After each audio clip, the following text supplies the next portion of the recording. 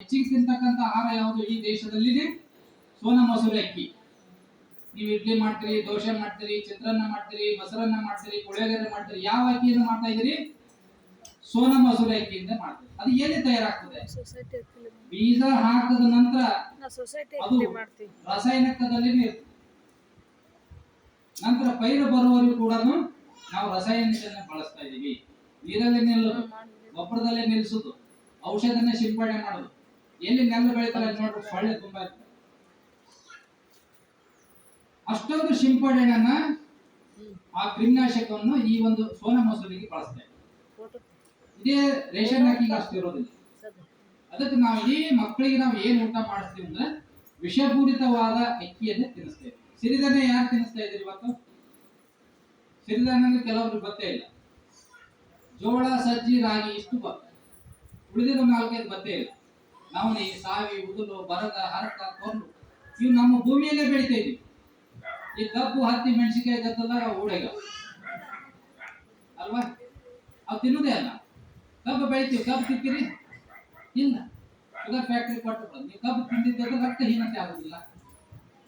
ಬೆಲ್ಲ ತಿಂದ್ರೆ ರಕ್ತಹೀನತೆ ಕಡಿಮೆ ಆಗ್ತದೆ. ಎಷ್ಟೊಂದು ತಾಯಿ ಮರಣ, ಶಿಶು ಮರಣ ಯಾಕೆ ಆಗ್ತದೆ ಅಂತಂದ್ರೆ ನಮ್ಮಲ್ಲಿ ರಕ್ತಹೀನತೆ ಹೆಚ್ಚಿದೆ.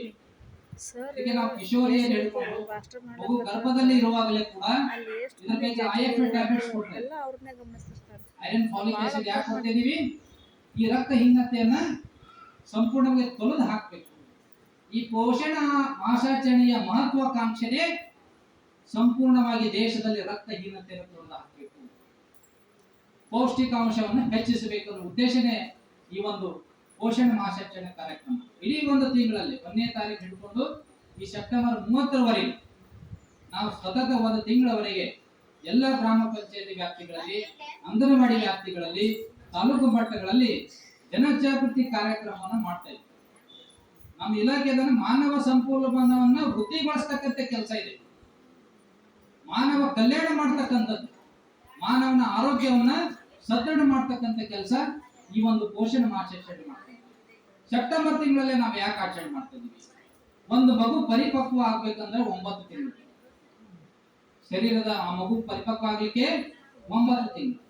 ಅದಕ್ಕೆ ಈ ಸೆಪ್ಟೆಂಬರ್ 9ನೇ ತಿಂಗಳು ಇರ್ತದೆ. ಈ ತಿಂಗಳಲ್ಲೇ ನಾವು ವ್ಯಾಪಕವಾಗಿ ಈ ಒಂದು ಪೌಷ್ಟಿಕಾಂಶದ ಬಗ್ಗೆ ನಾವು ತಿಳಿಸಬೇಕು.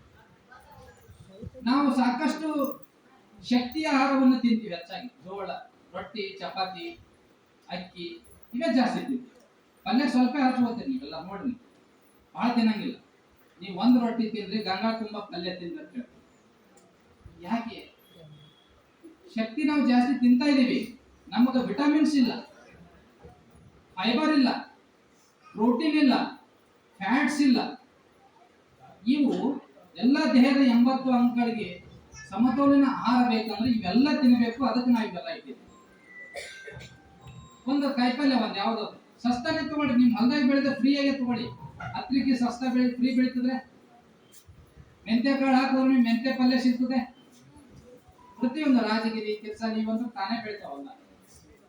ಒಂದು ಸೊಪ್ಪು ತಿನ್ನಿ, ಒಂದು ಮೊಳಕೆ ಕಾಳು. ನಿಮ್ಮಲ್ಲಿ ಕಾಳು ಸಾಕಷ್ಟಿದೆ, ಹೆಸರಿದೆ, ಮೆಟ್ಟಿಗೆ, ಅಲಸಂದಿ, ವಟಾಣಿ ಬೆಳಿತೀವಿ, ಸೋಯಾಬೀನ್ ಇದಾವೆ.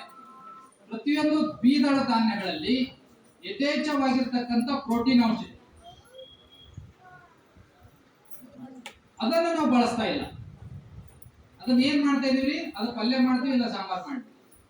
ದಯಮಾಡಿ ನಾವು ಒಂದು ಕಾಳನ್ನ ಮೊಳಕೆ ಎಬ್ಬಿಸಿದ್ರೆ 10ರಷ್ಟು ಪ್ರೋಟೀನ್ ಅನ್ನು ಹೆಚ್ಚಾಗತಕ್ಕಂಥ ಶಕ್ತಿ ನಿಸರ್ಗದಲ್ಲಿದೆ. ಅದಕ್ಕೆ ನಾವು ಮೊಳಕೆ ಎಬ್ಬಿಸಿದ ಕಾಳುಗಳನ್ನ ಜಾಸ್ತಿ ತಿನ್ಬೇಕು. ಇದು ಎಲ್ಲ ತಾಯಿಯಂದಿರು, ಗರ್ಭಿಣಿ, ಬಾಣಂತಿ, ಫಲಾನುಭವಿಗಳಿಗೆ ನಾವು ಸಮುದಾಯ ಆಧಾರಿತ ಚಟುವಟಿಕೆಗಳಲ್ಲಿ ಇದನ್ನ ಪ್ರಚಾರ ಮಾಡ್ತಾ ಇದ್ದೀವಿ. ನೀನು ಒಂದು ಹಣ್ಣು ತಿನ್ಬೇಕು, ಯಾವ್ದಾದ್ರು ಸೀತಾಫಲ, ಪೇರು, ಸೇಬು, ಯಾವುದೇ ಕಿತ್ತಳೆ. ನಮ್ಮಲ್ಲಿ ಏನ್ ಬೆಳಿತಾ ಇದೀವಿ? ಒಂದು ಹಣ್ಣು ಪ್ರತಿದಿನ ಬಾಳೆಹಣ್ಣು, ಅದು ಯಾವ್ದಾದ್ರು. ಇನ್ನು ಕಾಯಿಪಲ್ಯ ಏನ್ ತಿಂತೀವಿ ನಾವು? ಕಾಯಿಗಳನ್ನು ಗಜ್ಜರಿ, ಸೌತೆಕಾಯಿ, ಮುಲ್ಲಂಗಿ ಇವು ಹಸಿವೆ ತಿನ್ಬೇಕು. ಸ್ವಚ್ಛಗೆ ತೊಳಿಬೇಕು, ಉಪ್ಪು ನೀರನ್ನ ತೊಳಿ. ಯಾಕಂದ್ರೆ ಇವೆಲ್ಲ ರಾಸಾಯನಿಕಗಳನ್ನು ಸಿಂಪಡಣೆ ಮಾಡ್ತೀವಿ. ಸಾಧ್ಯದಷ್ಟು ಉಪ್ಪಿನಲ್ಲಿ ನೆನೆಯಿಟ್ಟು ಬೆಳಗ್ಗೆ ನೀವೇನ್ ಮಾಡಬಹುದು? ಸ್ವಚ್ಛ ತೊಳೆದು ತಿನ್ನೋದ್ರಿಂದ ಉತ್ತಮ. ಹಸಿವೆ ತಿನ್ನೋದು. ಮತ್ತೆ ಈಗ ಖಾದ್ಯಗಳು ಮಾಡಿದ್ದೀವಿ, ಶೇಂಗಾ ಚಟ್ನಿ, ಅಗಸಿ ಚಟ್ನಿ, ಕಾರೆಳ ಚಟ್ನಿ. ಈ ಅಗಸಿ ಚಟ್ನಿ ಯಾಕೆ ತಿನ್ಬೇಕು? ಅಲ್ಲಿ ಹೈಯೆಸ್ಟ್ ಒಮೆಗಾ ಇದೆ. ನಾವು ಒಂದು ಚೀಲ ಶೇಂಗಾ ತಿಂದಷ್ಟು ಒಂದು ಚಮಚ ಅಗಸಿ ಬೀಜದಲ್ಲಿ ಒಮೆಗಾ ಸಿಗ್ತದೆ. ಅಷ್ಟೊಂದು ಯಾರು ಅಗಸಿ ತಿಂತೀವಿ? ಅಗಸಿ ಅನ್ನೋದು ಬೆಳೆದಾಗ ಕಡಿಮೆ ಆಗಿದೆ. ಪ್ರತಿದಿನ ನಾವು ಆ ಹಿರಿಯರು ಮಾಡ್ತಿದ್ರು ಹುಳ ನುಚ್ಚ, ಅಗಸಿ ಹಿಂಡಿ, ಇದು ನಾವು ಮರ್ತಕೊಂಡು ಬಿಟ್ಟಿದ್ದೀವಿ. ಮತ್ತೆ ಈಗ ಶೇಂಗಾದ ಉಂಡಿ ಮತ್ತು ಶೇಂಗಾದ ಹೋಳಿಗೆ ಇವೆಲ್ಲ ಮಾಡ್ತೀವಿ. ಯಾಕೆ ಮಾಡ್ತೀವಿ ಅಂತಂದ್ರೆ ರಕ್ತಹೀನತೆಯನ್ನ ಹೋಗಲಾಡಿಸ. ಆ ಬೆಲ್ಲದ ಅಂಶದಲ್ಲಿ HB ಕಂಟೆಂಟ್ ಜಾಸ್ತಿ ಸಿಗುತ್ತೆ, ಹಿಮೋಗ್ಲೋಬಿನ್ ನಮಗೆ ಹೆಚ್ಚಿಗೆ ಸಿಗುತ್ತೆ. ಪ್ರತಿದಿನ ತಾಯಂದಿರಿಗೆ ಏನ್ ಮಾಡೋದು, ಬೆಳಿಗ್ಗೆ ಸಾಯಂಕಾಲ ಒಂದು 2 ಉಂಡಿ, ಎಳ್ಳಿನ ಉಂಡೆ ಆಗಲಿ, ಶೇಂಗಾದ ಉಂಡೆ ಆಗಲಿ, ಶೇಂಗಾದ ಹೋಳಿಗೆ ಆಗಲಿ, ತುಪ್ಪದ ಜೊತೆ. ಇನ್ನು ಫ್ಯಾಟ್ ನಾವು ಏನ್ ತಿನ್ನಕತ್ತೀವಿ? ರಿಫೈನ್ ಎಣ್ಣೆ ಏನು ಹೇಳ್ತೀವಿ ನಾವು, ಅಂಗಡಿಯಾಗ ಸಿಗ್ತಕ್ಕಂಥ ಎಣ್ಣೆ ಇದೆಯಲ್ಲ, ಅದು ಎಣ್ಣೆ ಎಷ್ಟು ಸಿಗ್ತದ್ರಿ? ಅದು 100-120 ರೂಪಾಯಿ ಸಿಗ್ತದೆ. ಕುಸುಬಿ ಎಷ್ಟು ಕೆಜಿ ಅದ?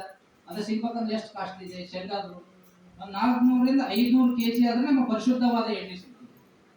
ನಾವು ಅದು ತಿಂತಾ ಇಲ್ಲ, ಪೂರಾ ಕೆಮಿಕಲ್ ಭರಿತವಾಗಿರ್ತಕ್ಕಂಥ, ಪ್ರಿಸರ್ವೇಟಿವ್ ಆಗಿರ್ತಕ್ಕಂಥ ಎಣ್ಣೆ. ನಾವು ಹೈನು ತಿನ್ನಬೇಕು. ಫ್ಯಾಟ್ ಬೇಕಂದ್ರೆ ಹಾಲು, ತುಪ್ಪ, ಮೊಸರು, ಬೆಣ್ಣೆ, ಮಜ್ಜಿಗೆ, ಇದು ನಿಮ್ಮ ಎಮ್ಮೆ ಆಕಳದಿಂದ ಸಿಗ್ತದೆ. ಈ ಫ್ಯಾಟ್ ನ ಅಂಶ ಇವೆಲ್ಲ ನಾವು ಸಮತೋಲಿತ ಆಹಾರ ಸೇವನೆ ಮಾಡಿದಾಗ ನಮ್ಮ ಎಲ್ಲ ಆರ್ಗನ್ಸ್ಗಳನ್ನ ಸಮತೋಲನವಾದಾಗ ನಮ್ಮ ದೇಹದಲ್ಲಿ ವಿಷಪೂರಿತ ಅಂಶಗಳಿರ್ತವೆ ಹೊರಗೆ ಹಾಕಿದಾಗ ನಮ್ದು ಯಾವ್ದು ರೋಗಗಳು. ಸರಿಯಾಗಿ ಮೊಳಕೆ ಕಾಳು, ಹಸಿ ಪಲ್ಯ ಪ್ರತಿದಿನ 3 ತಿಂಗಳ ಕಂಟಿನ್ಯೂ ತಿಂದ್ರೆ ಕ್ಯಾನ್ಸರ್ 4th ಸ್ಟೇಜ್ ಕೂಡ ನಿವಾರಣೆ ಆಗ್ತಕ್ಕಂಥ ಶಕ್ತಿ